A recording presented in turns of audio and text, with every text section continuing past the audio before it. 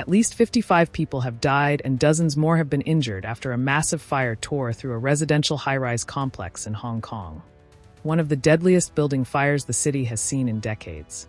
Fire crews are still trying to fully extinguish the blaze, and authorities say more victims may still be inside. In this video, we are breaking down exactly what we know so far. How the fire is believed to have started, how it spread so quickly, what survivors and rescue teams have reported, who has been arrested, and why the investigation is now focusing on possible negligence and renovation failures. Stay with us as we track the confirmed facts, what is still unclear, and the next steps officials are taking.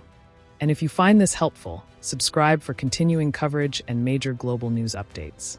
As of the latest update provided by authorities, the death toll has risen to 55, a figure firefighters fear could continue to increase as rescue teams gain access to more of the upper floors and interior spaces that have remained unreachable due to intense smoke, flames still smoldering, and the danger of structural collapse. And while some victims have been identified, a significant number remain missing, leaving families waiting anxiously for news.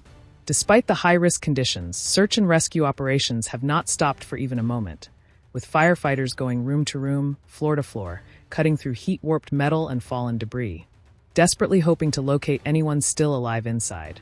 And earlier today, they successfully extracted an elderly man from the 31st floor in a rescue officials described as proof that survivors may still be awaiting help deeper inside the damaged structures. Authorities have highlighted that the fire spread in what they called an unusual and extremely rapid manner, engulfing not just one but multiple high-rise towers in the estate, a development that emergency crews say may have been worsened by the vast network of bamboo scaffolding and synthetic safety netting that encased the buildings for renovation. Materials that likely served as a bridge for the flames to leap between towers and consume multiple vertical shafts almost simultaneously. Police have arrested 3 men, 2 construction company directors and a consultant, on suspicion of manslaughter. They are accused of gross negligence linked to the renovation and fire safety compliance.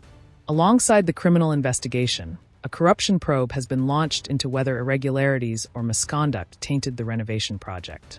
Hundreds have been displaced, with temporary shelters set up to house families who escaped with little more than the clothes they wore. Several major Chinese corporations have pledged millions in cash and essential supplies. Volunteers across the border in Shenzhen have mobilized relief shipments to support evacuees. Yet even after more than 24 hours since the blaze erupted, firefighters say sections of the complex continue to burn, fueled by deep-seated pockets of trapped heat and compounded by collapsed scaffolding that poses grave risk to anyone entering. Meaning the rescue phase is not yet over, and the full scale of the tragedy remains unknown. As Hong Kong confronts the deadliest fire to strike the region in years, public anger and grief are mounting, with tough questions now being asked. Why did safety measures fail? Why was combustible scaffolding permitted? Who will be held accountable for the lives lost?